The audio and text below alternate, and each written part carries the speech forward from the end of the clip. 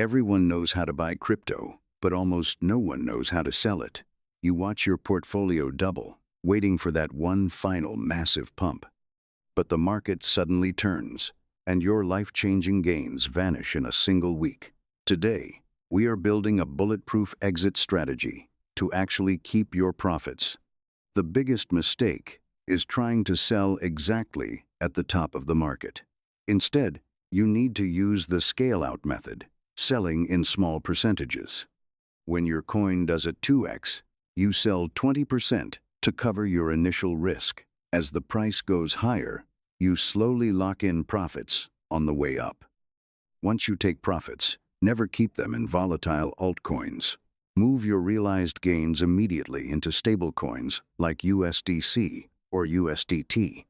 This protects your capital from sudden market crashes and gives you peace of mind. Store these stablecoins on a hardware wallet, completely disconnected from the internet.